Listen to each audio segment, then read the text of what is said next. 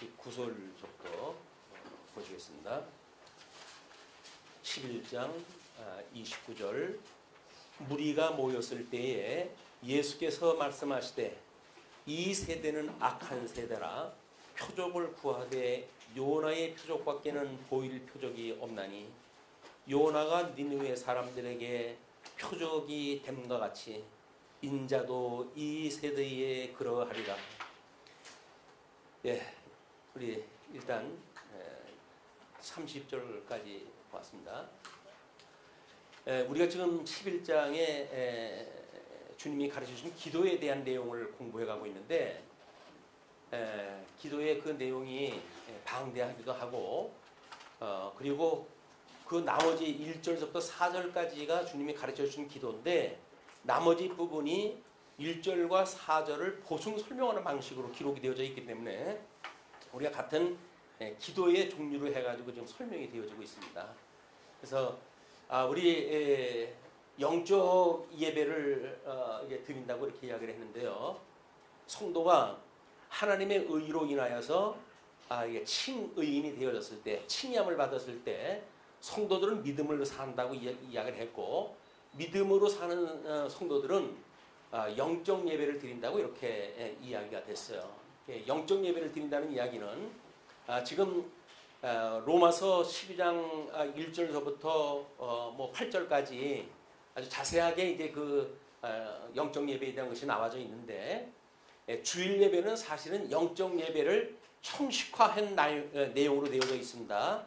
그래서 거기에서 우리가 선한 뜻을 이제 분별하는 것, 이제 말씀 선포가 해당이 되겠고, 주신 은혜를 따라 가지고 우리가 각자 가지고 있는 믿음의 분량만큼 생각하는 것이 찬송과 기도의 내용이에요. 그러니까 우리가 어떤 교조화가 되어져 가지고 이렇게 살아야 돼라고 말하는 것은 복음 진리가 아니에요. 복음 진리라고 하는 그 이야기는 하나님의 말씀을 깨닫게 되어지게 되면 이런 마음의 변화를 받아가지고 그렇게 살아가게 되어지는 겁니다. 그것이 우리가 지향하고 있는 기독교 윤리의 문제이기 때문에 이래라 저래라 하는 그거는 지극히 촌스러운 방법이에요. 유치한 방법이에요. 그래서 우리 몽약 선생이 어린아이들을 억지로 끌고 학교로 이렇게 가서 교육을 시킨다든지 이런 미성년자들에 대한 거를 우리가 몽학 선생을 붙여가지고 교육을 시키지 성년에 대해서는 이래라 저래라 하지를 않습니다. 우리 20살만 넘게 되면 성인이라고 인정이 되어지고 또 피선거권은 안 되지만 그래도 선거권을 가지고 우리가 국가의 대통령도 국회의원도 선택을 할 수 있는 권한을 가지고 있단 말이에요. 그만큼 세상 정치에 개입을 할 수 있는 연령이 성인이라고 하는 기준이거든요. 그러면 교회 생활도 마찬가지입니다. 성인이라고 한다면 마땅히 자기의 자주적인 뜻에 의해 가지고 교회의 일이 이러기도 하고 저러기도 하는 거지. 나이가 많이 먹었는데도 불구하고 여전히 이래라 저래라 하는 데에 신앙생활 하는 거는 아주 유치한 어린아이의 대여접을 하는 거랑 같은 거거든요. 우리가 만약에 이런 신앙 진리를 본질을 알고 있으면 누가 자꾸 이래라 저래라고 한다면은 신앙적으로 해가지고 그러니까 문제 제기를 또 해야 돼요. 왜 나한테 신앙을 이래라 저래라고 강요하냐? 이런 문제 제기가 필요한데 워낙 우리가 이렇게 상명하복에 익숙해져 있는 사람들이기 때문에 그냥 위로부터 이야기를 했다고 하면 그래야 되는가 보다 해가지고 듣다가 보니까 교회 생활이 재미도 없고 짜증이 나요. 그리고 내가 뭐야? 종이야? 왜 날 자꾸 이래라 저래라 하지? 이런 생각이 드는 거예요. 그것이 믿음으로 해가지고 소화가 되면 모르겠으나 그렇게 소화되기가 쉽지는 않습니다. 왜? 성경적이질 않거든요. 우리가 위로받는다는 이야기는 성경적 복음을 만났을 때 위로가 받게 되어지는 거지 복음을 못 만나는데도 불구하고 편안하다. 그렇게 되면 우리는 복음에 대한 오해가 있는 거예요. 복음을 오해하게 되면 우리는 자유로운 우리 진리를 알지니 진리가 너를 자유케 한다고 그랬는데 사단의 속박으로부터 자유를 얻었더니 이제는 교회 안에서 새로운 권력으로 해가지고 우리한테 자유를 빼낸다고 한다면 그건 잘못되어져 있는 거예요. 자유는 우리의 본연의 하나님께 주신 은혜입니다. 이거 은혜. 그걸 놓치면 안 되는 거예요. 세상에서도 이 자유를 놓치면 안 되는 거거든요. 그런데 이 고상한 복음이 선포되어지는 교회에서 이런 자유가 이제 속박당한다고 한다면 그거는 우리 사단 권세로부터 자유함을 입었던 성도로서는 매우 유감스러운 일이에요. 자, 그래서 이 중에 이제 이 찬송과 기도의 문제가 있고 특별히 이 기도에 대한 내용이 이번 주제로 되어져 있단 말이에요. 그래서 예배의 가운데에 특별한 그 순서가 기도라고 이렇게 이야기를 합니다. 기도란 이런 예배의 특정한 부분이다. 이렇게 이야기를 하고 있거든요. 그러니까 기도라고 하는 거는 따로 기도만 따로 하는 게 아니에요. 예배라고 하는 전체 하나님을 경외하는 것 안에 이제 기도라고 하는 것이 있기 때문에 그렇게 전체 틀 속에서 기도라고 하는 걸 이야기를 해야 우리는 기도에 대한 오해가 없어지는 거예요. 그런 전체적인 논리적인 속에서 기도에 대한 관을 이해를 해야 되는데 그렇지가 않고 그저 교회 안에서 풍습을 따라서 또는 뭐 이런 유행을 따라가지고 이런 기도 저런 기도 이렇게 하다 보니까 기도가 그렇게 어려운 거예요. 왜 기도가 그렇게 어렵냐. 하도 기도 뭐 선배들이 뭐 기도는 어떻게 해야 된다 뭐 이래야 된다 저래야 된다고 하는데 성경적인 기도를 할 수가 없으니까 이거 어떻게 해야 돼? 라고 우리가 어렵게 생각이 드는 거거든요. 근데 그렇지는 않습니다. 근데 우리 기도에 대한 내용을 우리 뭐 이제 이 대여리문답 159분에 보게 되면 범법으로 인하여서 우리가 마땅히 받아야 할 하나님의 진노와 저주를 피하게 하시기 위하여 하나님께서 우리에게 요구하시는 바가 무엇인가? 우리가 죄 아래 종으로 있기 때문에 그런 범죄함을 인해 가지고 우리가 하나님 앞에 가까이 나갈 수 있는 방법이 무엇일까라고 하는 이야기인데요. 그것에 대해서 이제 하나님께서는 하나님께 향한 우리의 회개와 우리 주 예수 그리스도에 향한 믿음과 그리스도께서 자기의 중보의 혜택을 우리에게 전달하시는 외적 방편을 부지런히 사용하는 것을 요구하신다. 방편, 외부적인 방편이 있어요. 우리가 스스로 하는 것은 회개하고 예수님을 믿는 믿음을 가지고 있게 되어지지만 외부적으로 해가지고는 과연 어떻게 해야 되는가? 신앙생활을 해갈 때 참 답답하거든요. 그러니까는 우리가 스스로 종이 되어지는 거예요. 넌 신앙생활 잘 모르지? 그냥 내 말 들어. 라고 해가지고 장악을 하기 시작을 하거든요. 그걸 조심을 갖다 해야 돼, 이제.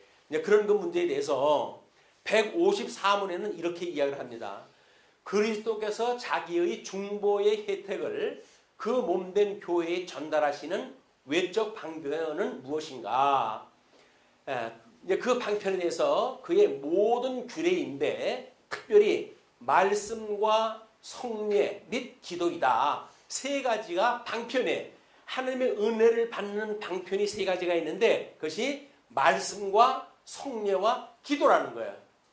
이건 조직교회에서만 이게 가능한 겁니다. 그래서 우리가 가끔 무교회 교회라든지 뭐 우리 회중교회라든지 장로교회 대부분 그런 그 교회들이 침투해져 있거든요. 그런 교회에서는 교회 조직을 그렇게 중요하게 여기질 않아요.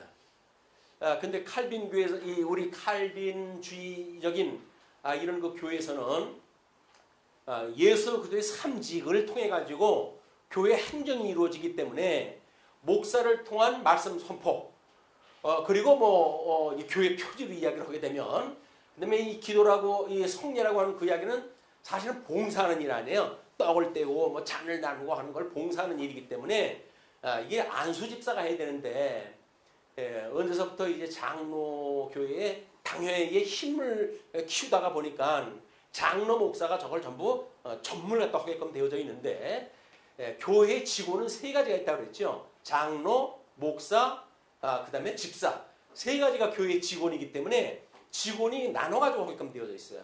그래서 이제 교회 표지에 나머지 게 권직인데 그걸 장로님들이 권직을 하게 되어지는 건데 그런 조직이 없으면 잘못되어져 있는 신앙생활을 하는데도 불구하고 권쟁을 할 수가 없어요. 제도적으로. 그렇기 때문에 교회에 이단이 들어오게 되어지고 그리고 이단 잘못되어져 있는 신앙생활을 하는데도 불구하고 통제를 할 수가 없는 거예요. 그래가지고 한국교회가 오늘날 이렇게 어두운 지경까지 오게 됐다. 그런 믿음의 선배들이 어떻게 신앙을 지켰는지 그 뿌리를 따라가지고 우리가 신앙생활을 하는 건 그래서 중요하다는 겁니다. 19세기 뭐 자유주의들이 범람하고 그래가지고 신학도 뭐 아주 말도 못하게 이제 그렇게 늘어져 버렸는데 그런 걸 어느 걸 우리가 취할 것인가 이거 쉽진 않아요. 뭐 우리 교회는 그러면 괜찮을까? 우리 교회도 원칙에 의해 가지고 그것이 우리가 수납이 돼야지. 이 목사 보아하니 괜찮겠다라는 거는 믿을 수가 없어요.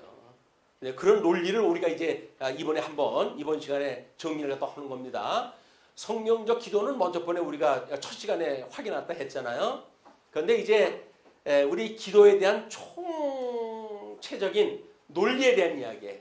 우리 교회 이제 우리 누가복음에서는 11장 1절부터 4절까지 주기도에 대한 걸 설명했다 했는데 이 마태복음에서는 6장 9절부터 13절까지 우리가 보고 있는 전체의 주기도문을 알려주셨어요.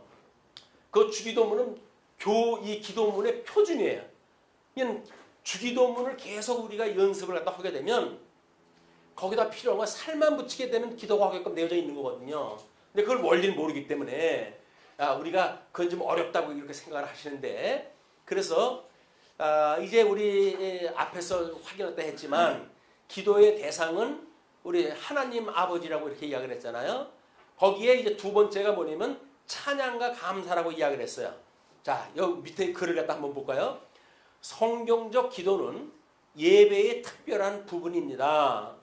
구원받기 전인 자연인은 하나님을 영화롭게도 아니하고 감사하지도 않습니다. 왜? 하나님을 믿지 않으니까.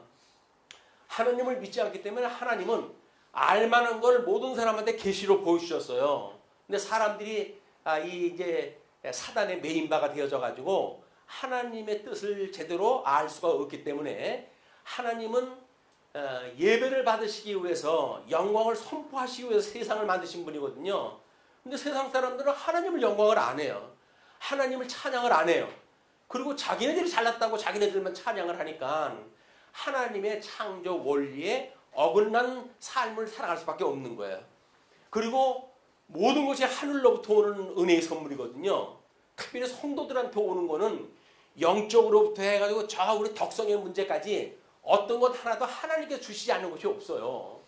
그럼 하나님께서 주셨다고 한다면 감사해야 될 거 아니에요. 근데 감사도 안 해. 이게 타락되어져 있는 인간의 본성이에요. 그래서 하나님을 찬양도 안 하고 경배도 안 하고 그리고 하나님에 대한 주신 것에 대한 감사도 없고 이렇게 되어져 있는데 이제 구원을 받아가지고 중생한 성도는 거룩한 영적 예배를 드리게 됩니다. 이 영적 예배의 가운데에 기도가 있으므로 이 기도의 기본은 찬양과 감사가 앞섭니다. 왜? 하나님과 원수가 되어져 가지고 우리가 하나님을 알만한 그런 이제 그 눈이 안 떠져 있단 말이에요. 그러니까 감사를 못하고 찬양을 못했던 거 아니에요. 근데 이거 하나님이 거저 우리를 구원을 갖다 해가지고 구원을 받겠으니까 죽었던 나를 살려주셨으니 얼마나 감사합니까? 그리고 우리가 예화를 통해서 봤지만 귀신을 쫓아내고 뭐 죽은 자를 살리고 하는 표적적인 걸 통해 가지고 하나님의 영광을 우리가 봤단 말이에요. 아, 하나님이 이런 능력을 가지고 계신 분이로구나. 어떤 사람은 하나님이 우리가 살고 있는 천지를 창조하셨대요. 라고는 성경 구절만 가지고 그 사람이 예수님을 영접하는 기회가 됐다고 합니다. 얼마나 그게 겸허한 방법이겠어요. 천지를 지으시는 하나님이 나를 사랑하신다는데 그거보다 더 큰 은혜가 어디 있겠어요. 그래서 우리는 모든 것을 예수님을 믿는다고 한다면 감사할 것들에 다 감사할 것. 그런데 살다가 보니까 감사치 못하고 살아왔잖아요. 그렇기 때문에 이제 거기에 이 찬양과 감사가 앞서는데 그리고 하나님의 뜻에 따른 회개와 간구가 뒤를 따릅니다. 이 회개의 간구는 우리 이 손가락으로 해가지고 기도의 원리를 쭉 이야기를 한 거거든요. 이 엄지손가락은 우리가 누구한테 기도할 것인가에 대한 문제고, 두 번째는 찬양과 감사, 세 번째는 회개, 네 번째는 간구, 그리고 다섯 번째 새끼손가락은 우리 예수 그리스도의 이름으로 기도한다는 거예요. 여기 아까 우리 기도의 논리를 이야기했던 그거를 간단하게 소개하는 방법이에요. 기도 쉽죠. 여기 손가락만 보고 이제 순서를 갖다 보게 되면 아버지 하늘에 계신 우리 아버지께 기도를 갖다 하는 거예요. 그리고 찬양을 갖다 하고, 그 다음에 감사를 갖다 하고, 그리고 이제 하나님 앞에 우리들이 살아왔던 그런 그 일들에 대해서 회개를 갖다 해야 돼요.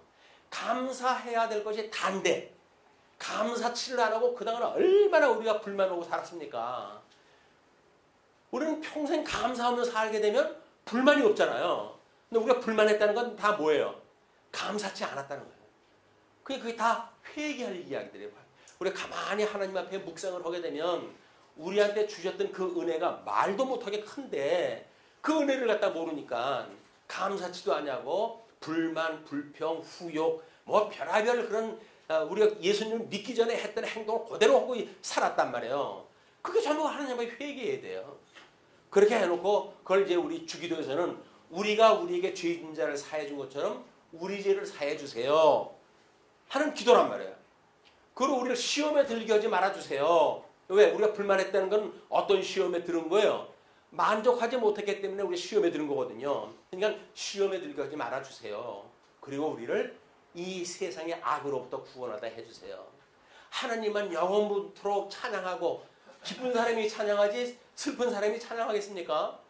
우리는 그 예수 그리스도를 찬양하고 하나님을 찬양할 때 이런 하나님을 알게 됐을 때 찬양이 나오는 거기 때문에 지금 회개와 간구라고 하는 그런 그 절차가 필요하다. 간구 필요하죠. 우리가 필요한 거 있으면 구해야죠. 그런데 감사하지도 않고 자꾸 달라고만 하면 하나님께서 뭐라고 그러겠어요? 참 욕심도 많다 나는. 어떻게 감사는 하나도 안 하고 맨날 달라고만 하냐? 그럴 거 아니겠어요? 사람들도 그럴진데 하나님 앞에 우리가 간구한다는 이야기를 구하면 준다고 이야기를 하니까 그냥 구하는 것만 기도라고 생각을 하는 거예요. 근데 그렇지는 않습니다. 우리 빌립보서에 나와져 있는 것처럼 아무것도 염려하지 말고 다만 모든 일에 기도와 간구로 너희 구할 것을 감사함으로 하나님께 아뢰라 라고 이야기를 했거든요.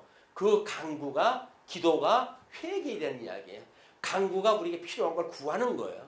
근데 모든 걸 구할 때에는 내가 구한 것, 내가 있는 거를 그동안 어떻게 생각을 했고 어떻게 감사를 했고 또는 그것에 대해서 어떤 신앙생활 때 했는지를 한 번쯤은 생각해보고 주세요 소리가 나와야지. 그런 건 아무 생각도 없이 무조건 주세요라고 하는 그 이야기는 철딱선이 없는 일이라고 생각이 드는 거예요. 이게 이 성경적인 이런 기도관에 의할 것 같으면.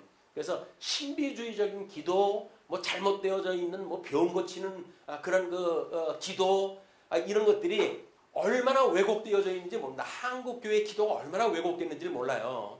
그거는 이렇게 표준 교리로부터 오는 기도의 개념이 없기 때문에 유행 따라 그냥 신앙생활 다 하는 거예요. 우리는 그래도 이 말씀, 진리라고 하는데 발을 디디고 있는 사람들인데 유행 따라 살아갈 수는 없잖아요. 그렇죠? 말씀을 따라 살아갈 수밖에 없기 때문에 이런 그 기도의 방법이 유효하다고 보여집니다. 이제 막 이런 기도를 또 하시게 되면 우리 앞으로 기도 생활은 좀 쉬워질 거예요. 거기다 살만 주기도문에다 이제 붙이고 하면 되니까. 자, 이제 오늘 우리가 확인할 것이 요 29절서부터의 이야기거든요. 표적의 요구를 통한 교훈, 몸의 등불에 대한 교훈, 외식의 예에 대한 교훈, 율법 학자들을 책망하심, 거짓 지도자들의 항의. 그래서 이 아래 세 가지에게는 6개의 책망의 구절로 되어져 있는데 우리 성경 개론에는 한쪽과 3번으로 해가지고 나눠놨어요. 그렇지만 11장에 붙어져 있는 거기 때문에 같은 논리에서 이해를 갖다 해야 논리적인 이해를 갖다 할 수가 있는 겁니다. 그렇게 이제 생각을 하시고 먼저 29절부터 32절이거든요. 표적의 요구인데 우리 29절 30절 읽은 것이 뭡니까? 무리가 모였을 때 예수께서 말씀하시되 이 세대는 악한 세대라 이렇게 정의가 됐어요. 주님께서 보셨던 이 예수님 당시에 세대가 악한 세대래요. 악한 세대. 근데 악한 세대가 그때뿐만이 아니라 우리가 잘 생각을 해보게 되면 지금은 또 악한 세대인 거예요. 그래서 우리가 이 악한 세대가 무엇인지를 모르게 되면 우리는 죄 짓는 사람이 많아가지고 그렇구나 이런 사회적 윤리적인 문제로 해가 접근하기 쉽습니다. 근데 이 악한 세대라고 하는 이야기는 하나님의 계시를 알아볼 수 없는 세대, 하나님의 특별 계시로 해가지고 하나님의 어떠한 분인가를 우리한테 아주 친절하게 다 가르쳐 주셨잖아요. 지금은 이제 요한계시록까지 해가지고 66권이 다 완성됐어요. 예수님 오셨을 적에는 그냥 구약성경만 완성이 됐을 때니까 구약성경을 보고도 하나님을 모르는 세대를 예수님께서는 악한 세대라고 그랬는데 요한계시록까지 다 알게끔 성경을 줬는데도 불구하고 하나님이 어떠한 분인가를 모르게 되면 그건 악한 세대에 사는 거예요. 악한 세대에 사는 사람이 선한 사람입니까? 악한 사람입니까? 악한 사람인 거예요. 그럼 악한 사람의 규정이 뭐예요? 하나님을 찬양치도 않고 감사치도 않는 사람들, 하나님과 원수가 되어져 가지고 하나님의 뜻하고는 아주 결별돼 가지고 살아가는 사람들을 악한 사람이라고 이야기를 하는 겁니다. 그렇기 때문에 우리 그 29절의 악한 세대와 요나의 표적을 이야기를 했는데 밑에는 우리 이제 스바의 여왕이 찾아왔던 일이 있었기 때문에 참고로 해가지고 참고 자료를 갖다 드렸어요. 그다음에 요나에 대한 것도 마찬가지입니다. 지금 그 예화가 두 인물을 중심으로 해서 소개가 되어지거든요. 구약에 소개되어진 성경에 이미 밝혀진 그걸 모르기 때문에 너희들이 악한 세대야 하고 예수님이 말씀을 하셨기 때문에 구약 성경에서 그것이 어떤 사건이었었는데 그럴까라고 하는 걸 모르고 그리고 이 성경 구절을 이해할 수가 없는 거예요. 그냥 뭐 인용됐으니까 그 구절 따가지고 스바 여왕이 이렇게 지혜 있는 솔로몬을 찾아왔었구나 라고 해서 지금은 지혜자인 예수님을 따르지 않는구나 라고 하는 이해는 들지요. 근데 그것이 어떤 악이라고 하는 것을 구체적으로 알기 힘든 거예요. 그래서 성경을 지금 스바냐라고 한다, 이 스바 여왕이라고 한다면 열왕기 지금 상에서 우리가 공부를 갖다 했던 구절 아닙니까? 9장에서 그냥 그 열왕기 상에서 이야기했던 내용은 지금 솔로몬이 무역 정책이라든지 이런 걸 쓰면서 무역업을 갖다가 엄청나게 이제 벌렸고 그래가지고 부가 이루 말할 수가 없고 지혜가 사방팔방 소문이 난 거예요. 그래서 멀리 떨어져 있는 스바 여왕이 지혜를 알고자 해가지고 솔로몬을 방문합니다. 그런 그 사건이 소개가 되어진 거기 때문에 이제 그 개념을 가지고 이 뒤에 그 이제 문장을 보셔야 돼요. 자, 31절입니다. 요나도 마찬가지입니다. 이제 오른쪽에 건 요나에 대한 이야기니까 심판 때에 남방 여왕이 일어나 이 세대 사람을 정죄하리니 왜? 남방 여왕은 스바 여왕이에요. 스바 여왕은 지혜로운 모형적으로 보여줬던 솔로몬, 그 솔로몬을 보고도 지혜를 듣고자 해서 먼 타국으로부터 지금 여행을 떠나온 사람이거든요. 가진 재물을 갖다 싣고 보물 보화를 선물로 해서 싣고 찾아왔던 사람이에요. 근데 모형적인 솔로몬의 지혜를 듣고자도 이 스바 여왕은 그렇게 했는데 남방 왕은 그랬는데 솔로몬의 이 지혜의 말씀, 그 지혜로운 말을 들으려고 땅끝에서 왔음이거니와 솔로몬보다 더 큰 이가 여기 있으며 지금 여기 있다는 건 누구예요? 예수님이에요. 예수님. 구약성경은 누구에 대해서 예표적인 거라고 했어요? 구약성의 모든 인물들이 우리 예수님을 예표하는 거거든요.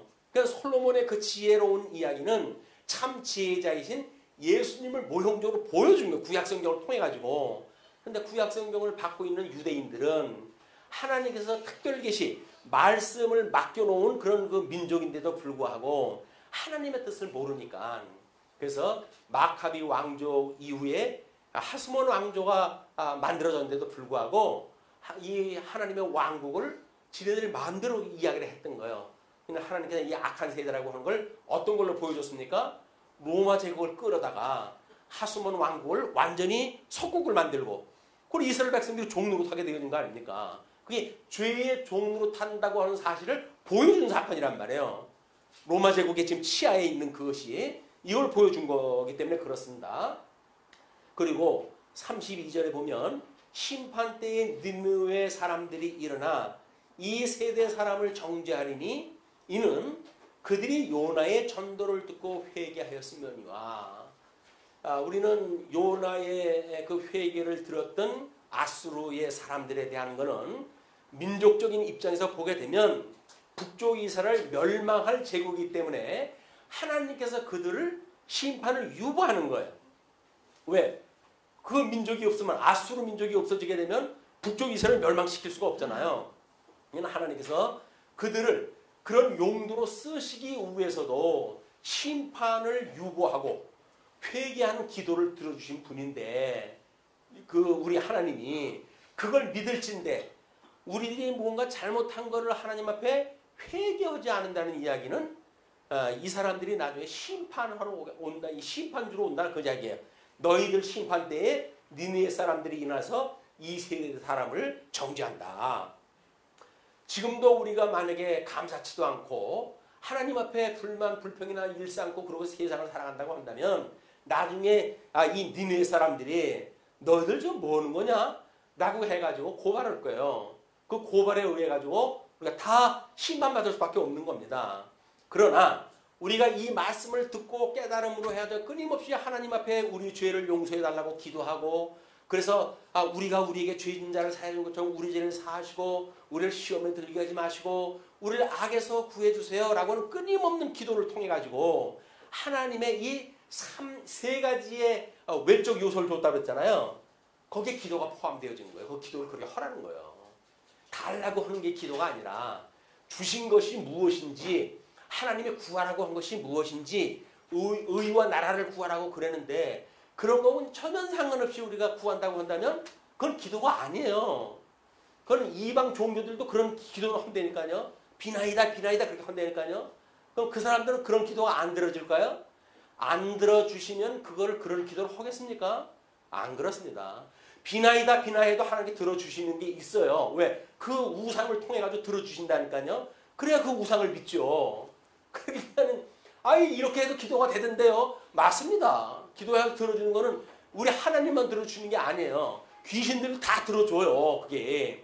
근데 문제는 하나님의 뜻을 들어주는 것이 아니라 지네들 종을 삼기 위해서 들어준다는 거에 함정에 우리가 빠지면 안 된다는 거예요. 그게.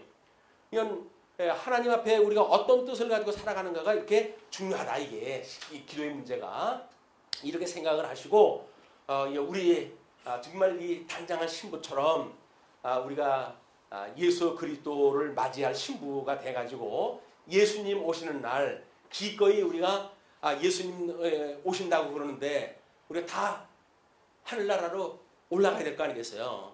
휴고라고 그렇게 이야기를 하는데 주님 맞이하러 올라가야죠. 그래서 미련한 다섯 처녀처럼 뭐 주님 오신다네 라고 해야지 딴청 부리면 소용이 없잖아요. 우리가 다 깨어져 있어야 주님 오시는 날 우리가 그분을 맞이하러 올라갈 수가 있다. 이건 구원에 대한 문제이기 때문에 매우 중요한 이야기입니다. 다음에 이제 33절서부터 보시게 되면 우리 몸의 등불에 대한 교훈입니다. 우리 이제 그 몸의 등불에 대한 거는 우리 누가복음 10장 23절을 확인했을 때 보는 눈, 신령한 세계를 보는 눈이 복이 있다라고 이야기를 한 바가 있잖아요. 그거하고 연결돼 가지고 이거를 지금 우리가 이해가 해야 되는 거예요. 그리고 하나님의 나라가 임하시옵고 라고 하는 그 이야기는 임했는데도 불구하고 지금 이스라엘 사람들은 몰라보는 거 아니에요. 예수님이 하나님의 의와 나라로 오셨는데도 불구하고 몰라보고 있는 거 아니에요. 그냥 그 사람들은 눈뜬 소경이란 말이에요. 그러니까 우리가 이 보는 눈이라고 하는 그 이야기는 예수님을 구약에 언약되어진 메시아로 알아봤을 때 그것이 복 있는 눈을 가진 사람이에요. 그냥 우리가 복 있는 사람들인 거예요. 그 예수를 그리스도로 믿게 되어지니까. 자, 그러면 33절부터 이렇게 이야기가 진행이 됩니다. 누구든지 등불을 켜서 움속에나 말 아래에 두지 아니하고 등경 위에 두나니 이는 들어가는 자로 그 빛을 보게 하려 함이라. 이건 상식적 물리적인 표현이에요. 그냥 등잔을 킨다는 이유가 뭡니까? 어두운데 들어오는 사람들이 들어왔을 때 헌해가지고 뭘 사리를 분별하기 위해 가지고 등불을 켜는 거 아니에요. 근데 그걸 이야기를 해놓은 거예요. 그런데 내 몸의 등불은 눈이라 어두운 데에 등불을 켜는 거는 들어오는 사람으로 하여금 살펴보기 위해서 킨 건데 내 몸, 자연 현상이 아니라 이제 이 구원론적인 입장에서 인간의 이야기입니다. 내 몸에 등불은 바로 눈이 그 역할을 한다 그 이야기예요. 그 눈은 뭐예요? 아까 어떤 눈? 복 있는 눈이었을 때 그 일을 또 한다는 거예요. 내 눈이 성하면 온 몸이 밝을 것이요 만일 나쁘면 내 몸도 어두우리라. 어떤 사람은 이런 거 강론하면서 사람은 눈에 총기가 있어야 된다고 그래가지고 이야기를 다 하고 그러는데 육신적인 총기 가지고 예수님 알아보는 거 아니에요. 참 답답해요. 아니 눈이 아무리 시력이 2.0이면 뭐라나요? 예수님을 그리스도로 알아보질 못하는데 그러니까 자꾸 물리적인 방법, 해아의 방법으로 이걸 설명하려고 그러니까 뭐 눈매가 예쁜 사람은 얼마나 기분이 좋겠어요. 내가 눈이 초롱초롱해가지고 나는 복 있는 사람일 거야. 이런 착각으로만 살아가게 만드는 일이나 똑같습니다. 그건 범죄 행위예요. 착각하게 하는 일은 초롱초롱하다고 해도 복 있는 눈이 아닙니다. 시력이 나쁘게 되면 여기에 실핏줄로 해가지고 혈압이 그렇게 되기도 하고 또는 지병이 있으면 누렇게 되어지고 그러는 거예요. 그런 눈으로 하나님을 보는 게 아니다. 신령한 눈으로 봐야 되기 때문에 그러니까 그러므로 내 속에 있는 빛이 어둡지 아니한가 보라. 뭐예요? 내 있는 진리의 빛이 비춰져 있다고 한다면 눈이 성한 눈을 가지고 있는 거예요. 우리가. 아니 눈 초롱초롱하지 않다고 해가지고 실망하실 필요 없어요. 내 안에 그리스도를 품고 산다고 한다면 이미 우리는 복 있는 눈을 가지고 있는 사람들이라니까요. 뭐가 걱정이에요? 그럼 소경은 그럼 예수님 못 믿겠네? 하나님 못 믿겠네? 그 말도 안 되는 이야기에 우리가 쏙잖아요. 그렇게 이야기를 들으면 저 그럴듯하게 들리니까 그렇지는 않습니다. 소경도 앞을 보지 못하는 사람도 예수님을 믿을 수가 있는 거예요. 구원을 받을 수가 있는 거예요. 이런 예화를 잘못 풀게 되면 지체를 어떤 그런 부자유로운 사람들을 혐오하게 되어지는 그런 이유가 되기도 합니다. 자, 내 온몸이 밝아 조금도 어두운 데가 없으면 등불의 빛이 너를 비출 때와 같이 온전히 밝으리라 하시니라.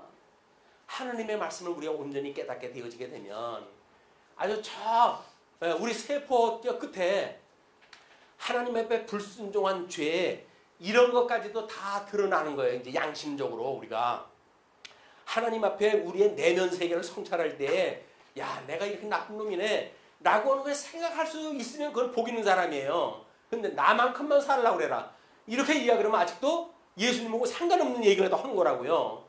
그냥 우리는 성도들이 나는 그래도 양심껏 사는데 내가 그럼 죄인일까? 라고 하는 문제를 이야기를 하는데 양심이라고 하는 절대 악 속에 있는 세상이 만드는 양심 가지고는 안 돼요. 이거는 절대 선인 하나님의 뜻을 따라가지고 우리가 선악을 가려야 되기 때문에 그런 그 일에 더욱 성경을 통해 가지고 우리를 공부할 필요가 있다. 그런 그 이야기입니다. 자, 그러면 이제 33절로 36절까지 이야기는 그렇게 이야기가 됐어요. 그래서 여기에 이제 그 나름대로 성경 구절까지 다 이걸 해놨고 오늘 만약에 이거를 영상으로 중계하는 것이 되어지게 되면 자료를 자꾸 올려가지고 성경 구절을 갖다 쓰라고 그래가지고 성경 구절까지 다 써놨거든요. 근데 그거는 자료를 갖다 보시는 분들이 유익하기 위해 가지고 우리 임채주 집사님이 자꾸 졸라요. 여기 성경 구절 목사님 그거 읽지 말고 여기다 좀 같은 걸 올려달라고 화면으로. 그럼 이제 그거를 화면이 소개가 되어지니까 그렇게 이야기를 하는데 서비스가 지극정성입니다. 어떻게든지 좀 빠뜨리지 않고 정보를 갖다 전달하기 위해 가지고 애를 쓰고 있는데 오늘 마침 그냥 녹화가 돼 가지고 이거 전부 읽고만 지나가도록 하겠어요. 자, 다음 37절로부터 44절까지인데요. 외식의 예에 대한 표현이에요. 외식. 외식이라고 하는 그 이야기는 요즘 비대면 시대가 돼가지고 외식하는 기회가 줄어들으시는지 모르겠지만 그런 외식을 이야기하는 것이 아니라 이 외식은 속과 겉이 다른 그 상태, 그걸 이야기를 하는 거예요. 자, 그래서 이제 그런 그 이야기도 누가복음 11장 4절 우리 주기도를 갖다 했을 때 우리가 우리에게 죄 지은 사람을 용서하오니 우리 죄도 사하여 주시옵고, 그 이야기는 뭐예요? 자기 속과 겉이 다른가 같은가에 대한 판단에 의해서 되어지는 거 아니겠어요? 그냥 이 37절로부터 44절까지는 우리 주기도 아까 그 1절부터 4절까지 이야기했던 그 내용 중에 4절에 해당되어진 내용이라는 거예요. 그게 그냥 1절서부터 4절까지만 달랑 주기도다 라고 이야기하는 걸로 해야지 뒤 문장이 해석이 안 되는 겁니다. 그렇게 해서 이제 해석을 갖다 해야 되는데 11절로부터 37절부터 이렇게 돼 있어요. 하나님께서 말씀하실 때에 한 바리새인이 자기와 함께 점심 잡수시기를 청함으로 들어가 앉으셨더니, 이것도 그냥 그때 당시에 유대 사회에서 통상적으로 있는 일들이에요. 그냥 통상적으로 있는 예를 가지고 지금 이제 예수님께서는 교훈을 다 하시니까. 그런데 잡수시기 전에 손 씻지 아니하심을 그 바리새인이 보고 이상히 여기는지라. 왜 이상히 여길까요? 이 바리새인은 왜 이상히 여길까요? 그 이상히 여기는 것이 우리 레위기로부터 해가지고 이제 신명기까지 그럴 때 어떻게 우리가 청결해야 되는지 그런 규례에 대한 것들이 있는데, 그를 율법주의자들은 더 세분을 갖다 해가지고 이 명문화되지 않은 내용까지도 전부 쓴 거예요. 기도를 갖다 할 적에는 손을 씻을 때는 어떻게 씻고 뭐 어떻게 기도하고 이런 방법까지 다 기록을 갖다 해놨는데 자기네들은 그렇게 해왔거든요. 근데 예수님 제자들을 보니까 손도 씻지 않고 그냥 비벼가지고 그냥 후뚝 집어먹는 거예요. 그러니까 아니 이게 원시인이야 뭐야? 자기 딴에는 아주 문화인 척해가지고 그렇게 얘기를 했겠죠. 그러니까는 이상하게 여긴 거예요. 근데 39절에 주께서 이르시되 너희 바리새인은 지금 잔과 대접의 겉은 깨끗이 하나 너희 속에는 탐욕과 악독이 가득하도다. 자, 이 내면 세계와 외면 세계를 이런 예를 갖다 들 수 있는 예수님의 지혜가 대단한 거예요, 이게. 그렇죠? 뭐 어떻게 즉각적으로 그런 이야기가 나옵니까? 이것이 우리 아담이 하나님 앞에 범죄를 갖다 했을 때 나무 잎으로 해가지고 옷을 해 입잖아요. 그걸 하나님께서 이제 가죽 옷으로 해 입혀 주신단 말이에요. 그런 모습을 보면 이게 복음의 원리라는 걸 아는 거예요. 우리가 하나님 앞에 아주 바른 생활을 했기 때문에 구원을 시켜주시는가, 아니면 하나님께서 우리한테 죄인인데도 불구하고 가죽 옷을 해 입혀가지고 우리들의 불의를 감춰주시고 하나님께서 의롭다고 하심으로 우리가 의로워진 건가, 이걸 보여주는 복음의 핵심이란 말이에요. 그런데 이 복음의 핵심을 놓치게 되면 어떻게 될까요? 여기서 자꾸 우리가 이래라 저래라고 이야기가 나오는 거예요. 이렇게 예수 믿는 사람이 이렇게 밥 먹을 때 손도 안 씻고 믿냐 뭐 먹냐 이런 얘기를 또 한다든지, 예수 믿는 사람이 어떻게 뭐 이러고 산다냐 뭐 이런 얘기를 하는 거, 이런 이야기는 전부 잘못되어진 거예요. 복음을 소개하는 것이 아니라 정죄를 갖다 하는 거예요. 정죄를. 그거는 사탄이 하는 일이고 율법이 하는 일이지, 복음을 가지고는 복음을 믿고 있는 성도들을 갖다 정죄하는 게 아닙니다. 얼마나 그러니까 우리가 후욕하는 걸 경계해요. 심지어 수근수근하는 것까지도 죄라고 이야기를 하잖아요. 로마서 1장 거기서 우리 인간의 자연인의 죄를 갖다 이야기할 때 수근수근하는 것이 살인하는 죄하고 동급으로 다 취급이 되어 있어요. 후욕하는 거, 수근수근하는 거, 이런 것들이 살인하고 간음하고 도둑질하고, 그리고 같은 이 수평선상에는 나눴다니까요, 그거를. 근데 우리는 살인하는 거는 나쁜 죄고 수근수근하는 거 그럴 수 있지 뭐, 이렇게 이야기 되어지니까 우리는 선택적 예수님을 믿는 거예요. 선택적으로. 나한테 곤란한 거는 믿지 않고 나한테 곤란한 거는 우정 잊어버리고 그리고 나한테 도움이 되어질 것만 믿게 되어지고 그냥 절루빨이 신앙생활을 할 수밖에 없는 겁니다. 신앙생활은 그렇지 않아요. 우리 온몸이 온전하다는 이야기는 뭐예요? 그런 구석구석을 다 살펴볼 수가 있다는 거예요. 그냥 다른 사람 미워하고 그러는 게 아니에요. 그래서 그냥 끊임없이 성도에는 계명을 뭐라 그럽니까? 사랑이에요. 사랑. 위로는 하나님을 사랑하고 이웃을 내 몸과 같이 사랑을 하라고 그러는데 사랑은커녕 우리는 뭐 옛말에 이런 게 있잖아요. 쪽박을 동정은커녕 쪽박까지 깬다고. 예수님을 믿으면 사랑을 얻다 하는데 사랑은커녕 후욕을 하고 거기다가 우리가 수군수군대고 그리고 뭐 나름대로 비판을 갖다 하고 이런 그 일들은 예수님을 믿는 그런 그 기본적인 덕에 대한 민족이기 때문에 그냥 강령으로 주시는 거예요. 이웃을 내 몸같이 사랑하라고 하면 강령으로 주시는 거예요. 그럼 그런 사람들에게서는 어떻게 할까요? 우리가 우리에게 죄 진사를 사해 준 것처럼 그냥 용서해 주시는 거예요. 뭐 그랬다고 해가지고 지적질 하려고요? 아니 그것도 그냥 하는 거예요. 뭐 자유란 무엇인가 뭐 어떤 사람이 그 책을 속여면서 그러더라고요. 지극히 일부분이 나쁜 그런 어떤 생각을 가지고 있다고 할지라도 그것이 궁극적으로 그 개인에게는 선을 이룰 수 있는 일이기도 하니까 그거를 탓하는 것은 진정한 자유가 아니다. 이렇게 이야기를 하거든요.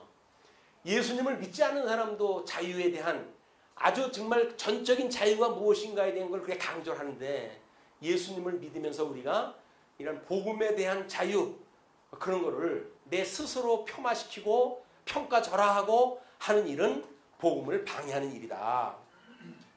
자, 그러니까 그렇게 이 대접의 겉은 깨끗이 하나 너희 속에는 탐욕과 악독이 가득하도다. 그 이야기예요. 어리석은 자들아, 이 악한 세대에 사는 사람들한테 표현입니다. 어리석은 자들아, 겉을 만드시니가 속도 만들지 아니하셨느냐? 겉만 보고 속을 갖다 모르고 속을 안다고 그러는데 뭐 겉을 또 뭐 모르고 뭐 돈 어떻게 썼냐니까 양심에 맡겨달라고 뭐 하는 사람들도 있습니다만 양심이 어디 있어요? 자기들 양심이.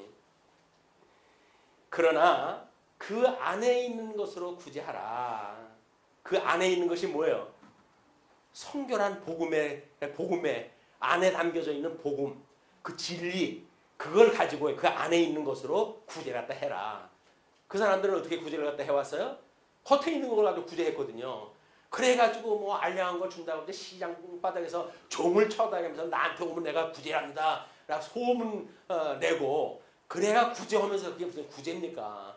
오죽 주님이 꼴배기 싫으면 구제하는 자들한테 왼손이 하는 걸 오른손이 모르게 하라고 그랬을까요? 이 인간이 가지고 있는 속성이란 말이에요. 그게 죄인들이 가지고 있는 속성이다.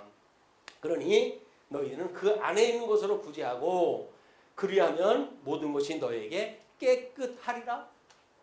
우리는 그 안에 거를 볼 수 있는 걸 자꾸 교제를 나눠야 돼요. 성도의 교제라고 하는 것은 바깥의 외형을 보고 교제하는 것이 아니라 그 안에 담겨진 진리를 보고 교제를 다 하는 거예요. 그래 그 사람의 영혼을 보고 영혼이 구원을 받은 것에 대해서 우리가 감사하고 함께 기뻐하고 그에 대해서 복음을 더욱 전하게 되어지고 피차 가르치는 교제를 통해 가지고 믿음으로 성장하는 이런 신앙생활이 필요한 거지. 겉으로 보고 해가지고 비단옷 입은 사람은 아이고 이리 와서 여기 앉으세요 라고 성하고 가난하고 헐벗은 옷 입은 사람은 당신은 저 문가에 앉으시오 라고 차별하는 거는 예수 믿는 사람의 행위가 아니란 말이에요. 이게 그를 야고보가 그런 행위를 보고 믿음이 없는 행위는 죽었다고 선언하다 하는 겁니다. 우리 어떻게 믿음 생활 다 하는지 순전해요. 뭐 돈 달라는 거 없어요. 그냥 복음만 믿으라는 거예요. 예수님이 우리를 갖다 그렇게 거룩하게 해가신다는 것만 믿으라는 거예요. 그런데 누가 뭐 돈 내랍니까? 그런 예수님만 믿으라는데? 근데 그게 왜 불편해지죠? 그런 예수님만 믿으라는데 왜 불편해져요? 아직도 우리가 내 무슨 플러스 알파가 필요하기 때문에 그런 것 같아요. 자, 그래서 아까 이야기했던 것처럼 42절에 이제 이렇게 이야기가 나옵니다. 화 있을진저 너희 바리새인이여 너희가 박하와 운향과 모든 채소의 11조는 드리되 우리 11조 문제 뭐 내느냐 안 내느냐 막 이것에 우리 관심을 가지고 있잖아요. 11조는 내느냐 안 내느냐에 우리 관심이 있지 11조의 의와 인과 신에 대한 건 별로 관심 없어요. 아 우리 교회는 11조 내라고 그러진 않아요. 그래서 그게 트레이드 마크입니까? 우리 교회 트레이드 마크예요? 의와 인과 신을 버려져 있는 그런 가운데 11조 안 하는 것이 자랑거리입니까? 아닌 거예요.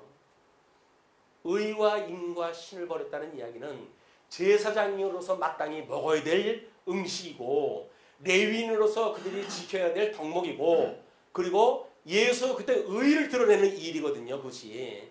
복음을 드러내지 않는 일이라고 한다면 연보를 가지고 버릴 연자에 보탤 보자 연보를 가지고 11조보다 더한 복음적인 사상이 만약에 빠져 있다고 한다면 그거는 오히려 11조 하는 사람들한테 정죄당하죠.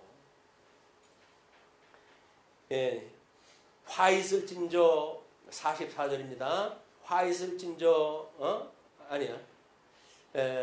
그 42절에 11조는 들이되 공의와 하나님께 대한 사랑은 버리는도다.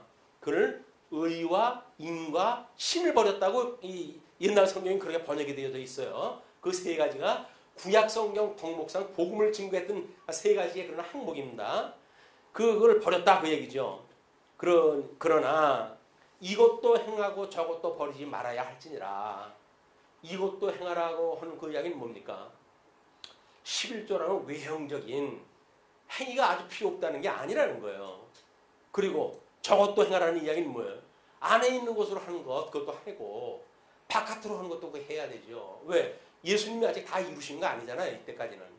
예수님이 그걸 다 이루실 때까지는 그걸 해야 되는 거예요. 그게 의무사항이니까 유대인들한테. 그거를 지금 하나님의 그 율법을 하지 말라고 그랬다고 하면 정죄를 날 거 아닙니까 또. 그러니까는 이것도 하고 저것도 해라고 그런 거예요.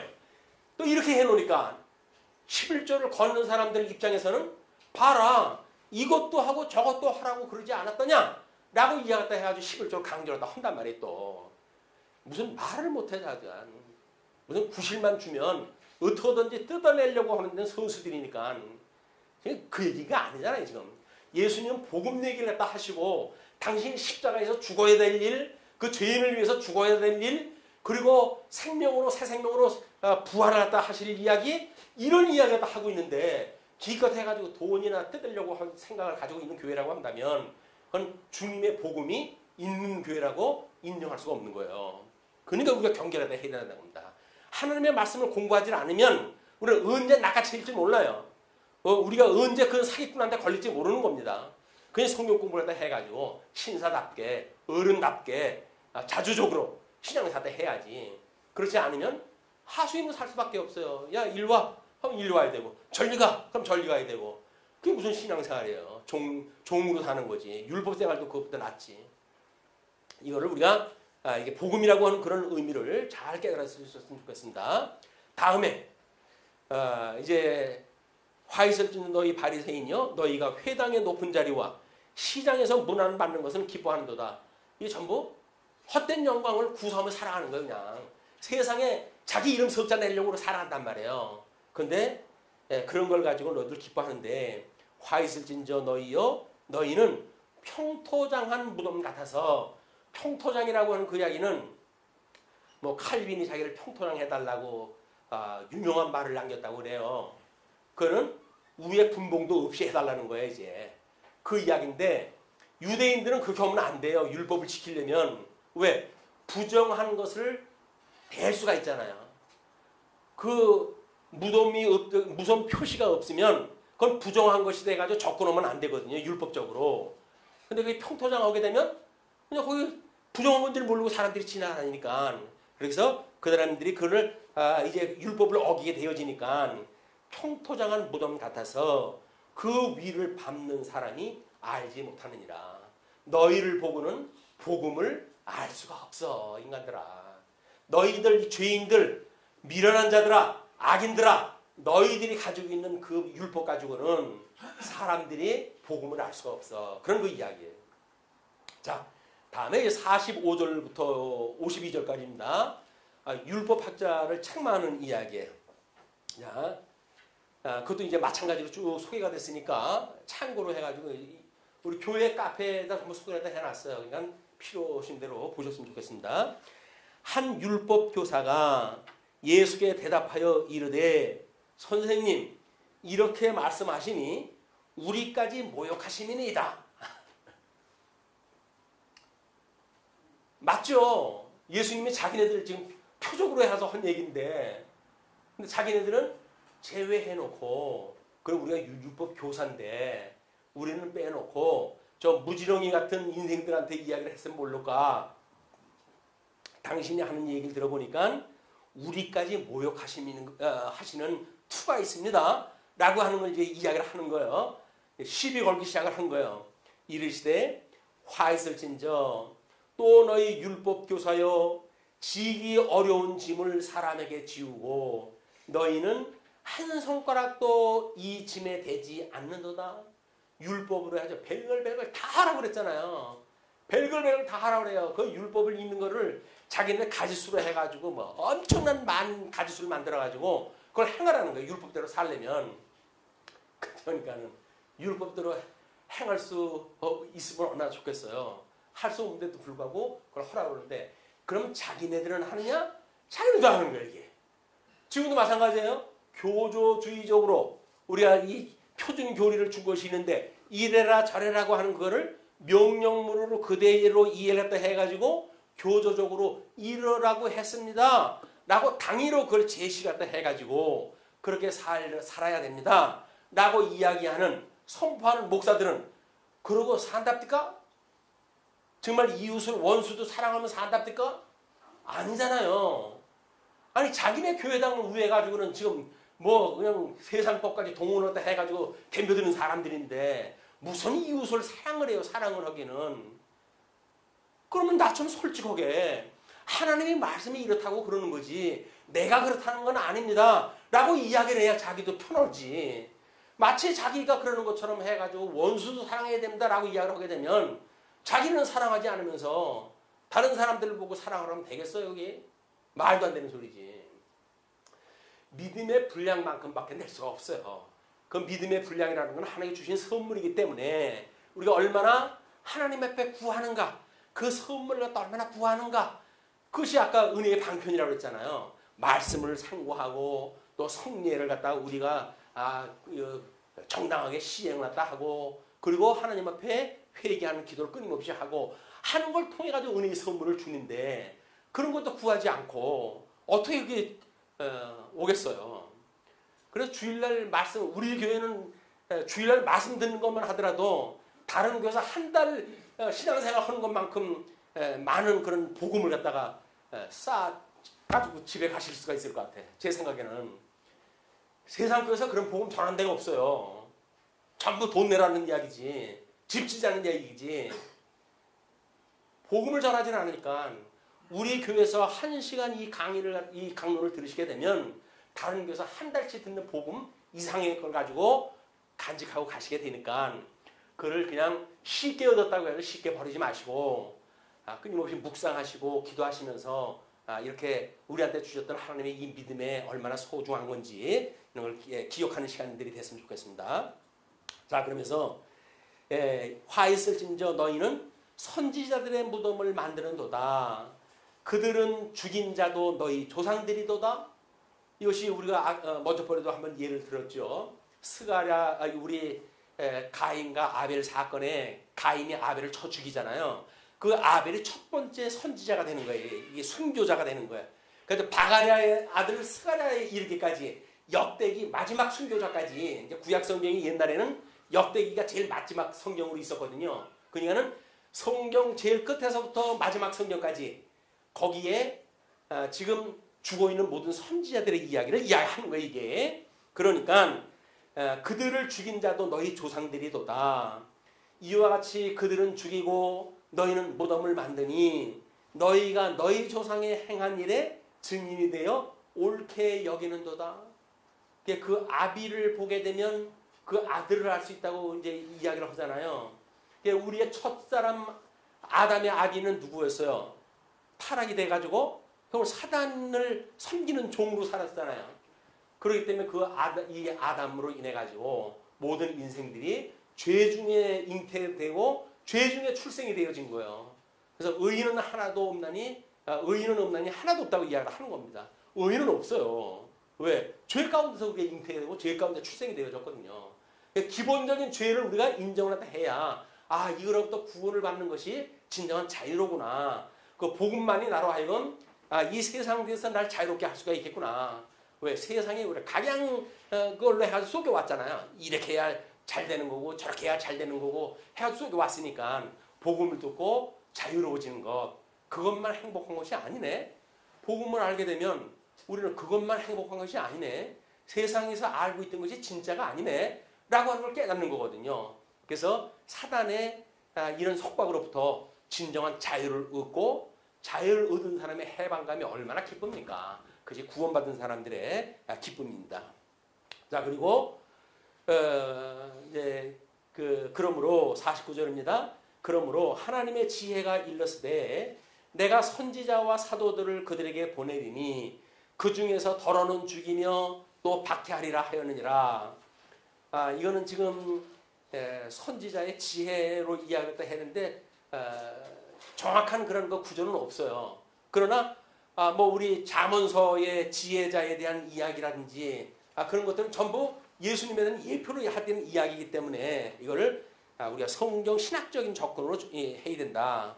그러면 거기서 그렇게 이야기가 되어진 거예요. 이제 그 선지자와 사도들을 그들에게 보내리니 그 중에서 더러는 죽이며 또 박해하리라 하였느니라. 그런 그 까닭으로 창세 이후로 흘린 모든 선지자의 피를 이 세대가 담당하되 곧 아벨의 피로부터 제단과 성전 사이에서 죽임을 당한 사가랴의 피까지 하리라. 내가 너희에게 이르노니 과연 이 세대가 담당하리라. 예수님은 이 땅에 구원하러 오신 분이 아니에요. 심판주로 오신 거예요. 뭐 다른 사람들은 초림의 사건은 구원주로 오셨고 다시 제 이름으로 오실 때는 심판주로 오신다고 그러는데 그렇지는 않습니다. 왜? 초림으로 오셨을 때 유대인들한테 지금 뭐를 선언해요? 사형을 선언하잖아요. 지금 심판을 선언하잖아요. 나를 믿는 자는 구원을 받겠고 나를 믿지 않는 자는 멸망받을 거야 라고 하는 걸 이야기를 하기 때문에 그렇게 단순하게 복음만을 위한 것이다 이렇게 이야기를 하시면은 양면성으로 놓치는 거예요. 하나님의 복음에는 양면이 있어가지고 믿음을 주시는 자, 구원받을 자에게는 은혜의 도구로 주시고 멸망받을 자에게는 심판의 근거로 주시는 겁니다. 이게 여기 뭐 성경 근거는 여기 밑에 다 써놨어요. 그냥 복잡해서 읽을 수가 없으니까 참고로 또 하셨으면 좋겠고요. 그리고 화 있을진저 너희 율법 교사여 너희가 지식의 열쇠를 가져가서, 지식의 열쇠라는 건 뭐예요? 복음을 유대인들한테 맡겼어요. 성경을 유대인들한테 맡겼어요. 그래서 너희들은 언약을 맡겼지만, 그래 너희에게 언약을 맡겼으나 너희들은 그 복음을 가지고 성경을 가지고 너희들만 믿지 않을 뿐만 아니라 믿고자 하는 자도 믿지 못하게 한다 라고 하는 정죄 내용입니다. 열쇠를 가져가서 너희도 들어가지 않고 또 들어가고자 하는 자도 막았느니라 하시니라. 이래가지고 6가지의 화가 다 선언이 되는 거예요. 이제 그런 뒤에 거기서 나오실 때에 서기관과 바리새인이 거세게 달려들어 여러 가지 일을 따져 묻는다는 이야기는 이 신학적인 변론을 갖다 하는 거죠. 반론을 갖다 제시하는 거죠. 그 입에서 나오는 말을 책잡고자 하여 노리고 있더라. 토론이나 복음 잘못 전할 때 뭐 이러고 저러고 해가지고 성경 구절 되면서 반론 제시하는 자에게 꼬박꼬박 반론할 필요 없어요. 복음을 증거하는 것은 그냥 복음을 전하면 돼요. 그것이 옳으냐 그러냐 시비를 가지고 이야기를 하게 되면 올무에 걸려들이 딱 좋습니다. 예수님 믿으면 구원받아요 라고는 복음을 전해야지 거기서 뭐 성경이 이렇고 저렇고 해가지고 신통치 않은 성경 지시 가지고 이야기를 하게 되면 올무에 빠져가지고 낭필보기의 십장이다. 예수님 전략은 뭐예요? 그냥 복음만 전하는 거예요. 나를 믿지 않으면 너희는 다 멸망이야. 나를 믿어야 구원에 이르러. 이게 우리 느느웨의 이야기나 또는 시바 여왕의 이야기나 그런 그 예화처럼 복음에 대한 진수만 소개라도 하면 된다. 오늘은 아주 그 기도에 대한 끝까지 확실하게 끝을 맺은 것 같습니다. 예, 우리 흩어지는 한 주 동안도 이렇게 다시 한번 상고하시면서 기도하시는 한 주간 되기를 빌면서 말씀 드리겠습니다. 기도하시죠. 예, 자비